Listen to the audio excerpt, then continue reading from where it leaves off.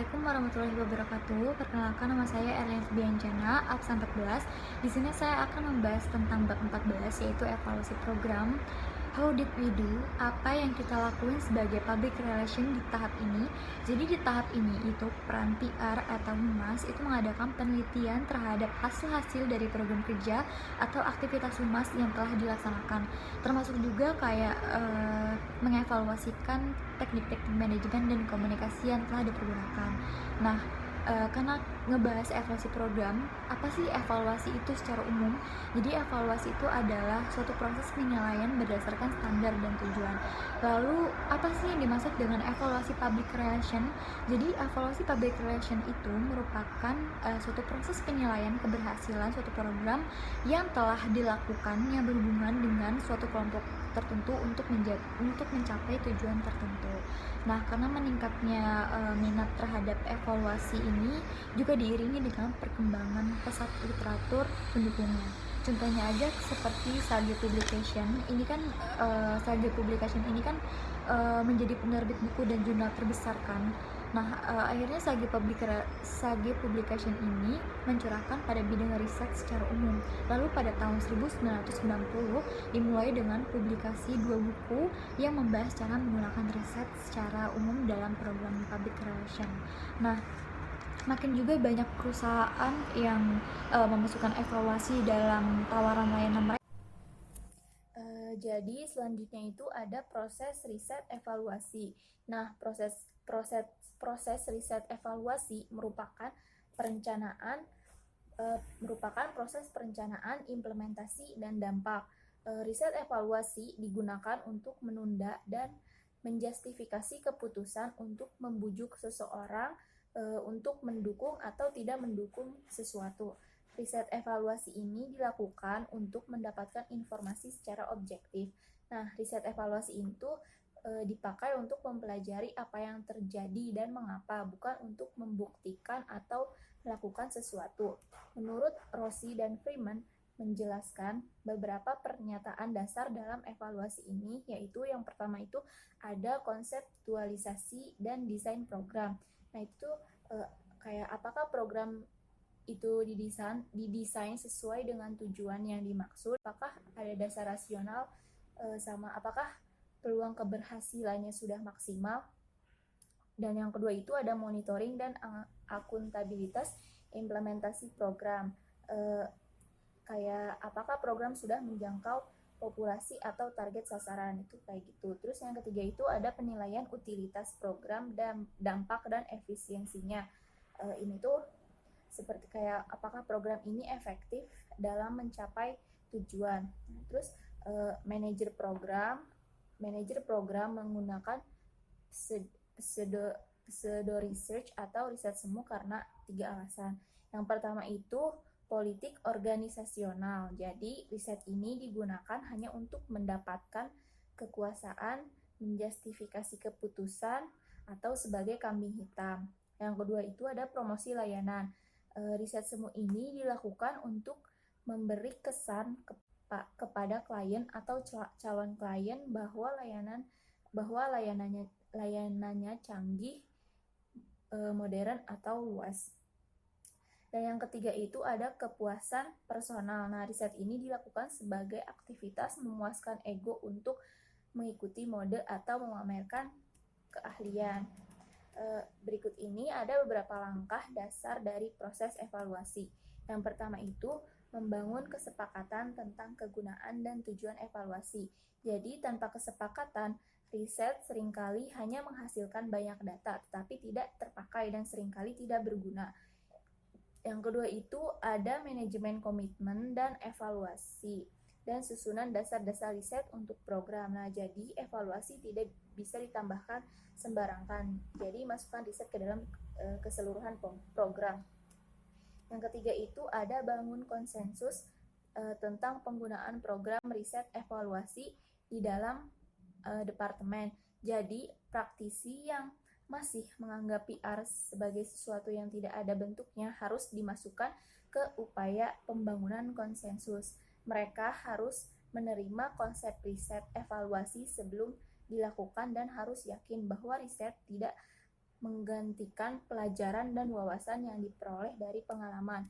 Dan yang keempat itu ada tulis sasaran program dalam istilah yang dapat diamati dan dapat diukur. Jadi, tanpa menyebutkan hasil yang dapat diukur dalam sasaran program riset, evaluasi tidak bisa didesain untuk mengevaluasi dampak program. Yang kelima itu pilih kriteria yang tepat. Jadi sasarannya tuh harus tepat karena sasaran adalah hasil yang diharapkan. Yang keenam itu tentukan cara terbaik untuk mengumpulkan bukti. Metode yang digunakan dalam mencari bukti yang tepat itu tergantung pada yang pertama itu pertanyaan dan tujuan evaluasi. Yang kedua itu kriteria yang disebutkan dalam sasaran program. Yang ketiga itu biaya riset berdasarkan kompleksitas program setting atau keduanya. Terus yang ketujuh itu buat catatan program yang lengkap. Yang kedelapan itu gunakan temuan evaluasi untuk mengelola program. Yang kesembilan itu laporkan hasil evaluasi kepada manajemen. Dan yang terakhir itu tambahkan pengetahuan profesional.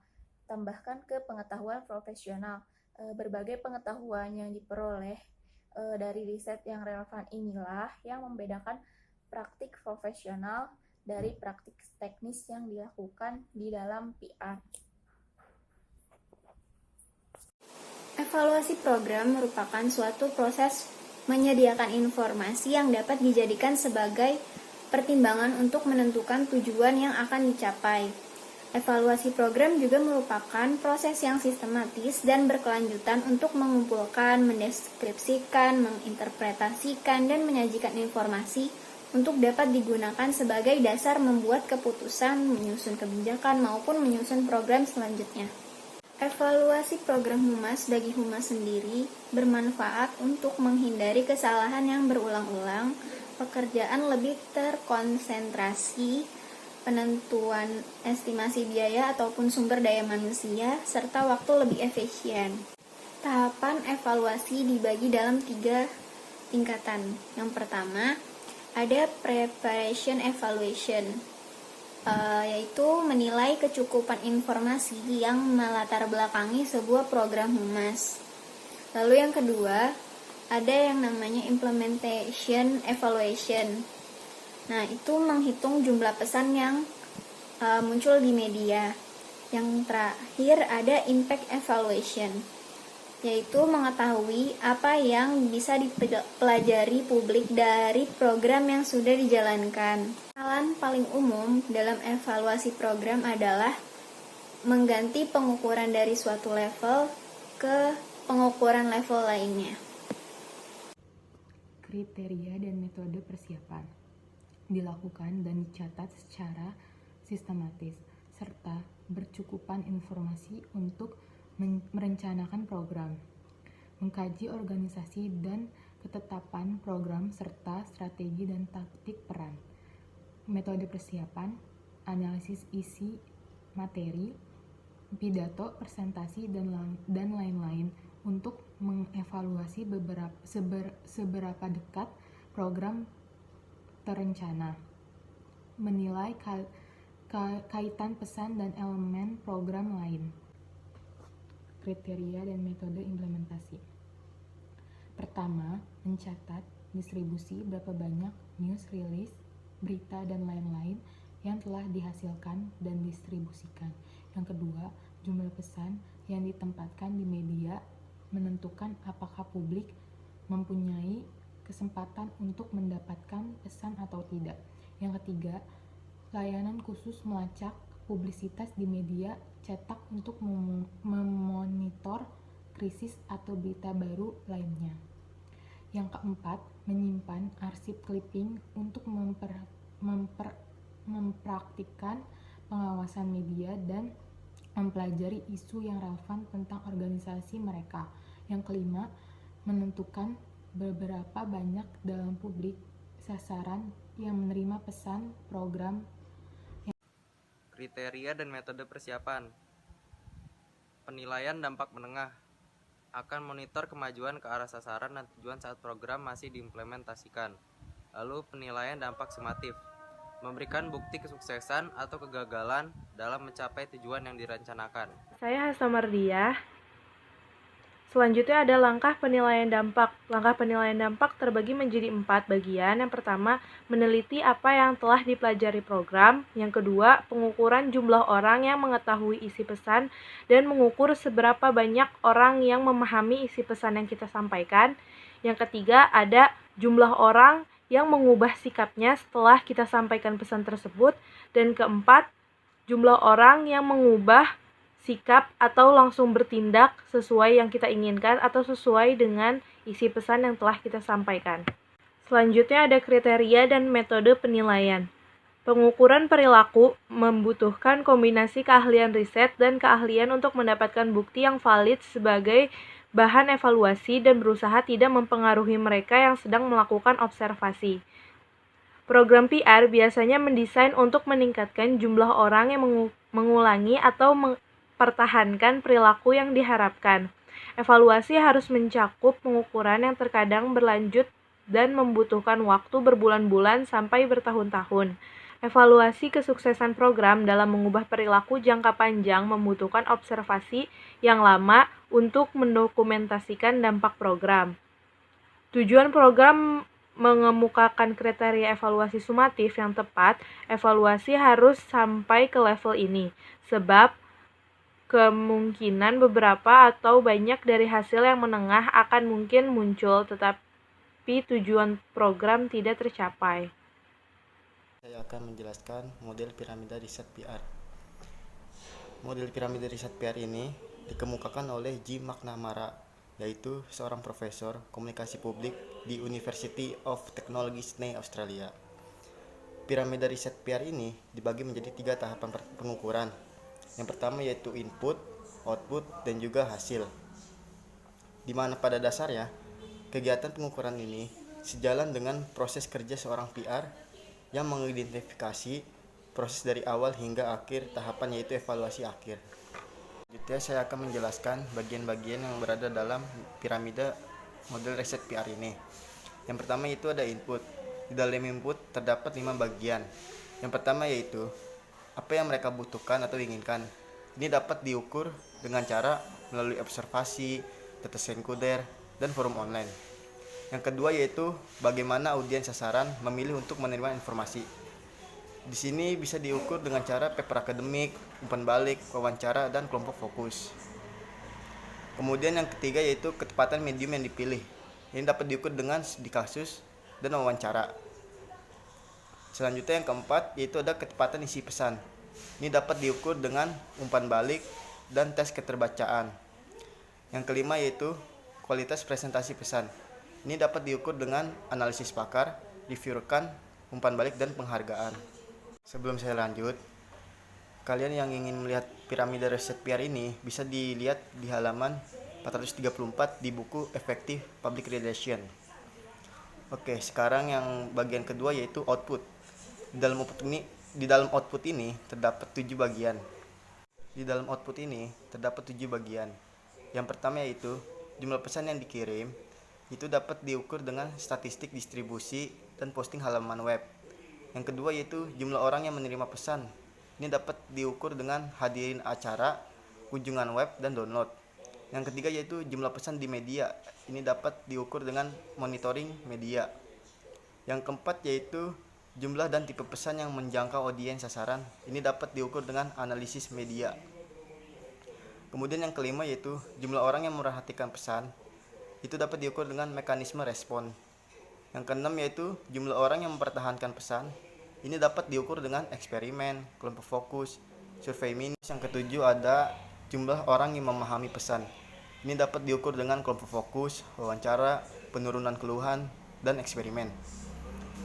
Dan bagian akhir dari piramida riset PR ini yaitu hasil.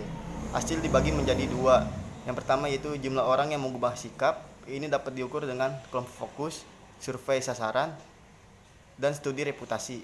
Yang kedua yaitu jumlah orang yang mengubah perilaku. Ini dapat diukur dengan survei kuantitatif, penjualan, hasil voting, tingkat adopsi, dan observasi. Di sini saya akan menjelaskan tentang interpretasi dan evaluasi. 3 interpretasi utama yang mungkin diambil ketika dampak yang diharapkan tidak terdeteksi oleh evaluasi. Yang pertama adalah, meskipun persiapan dan implementasinya sudah memadai, teori di balik strategi program adalah keliru.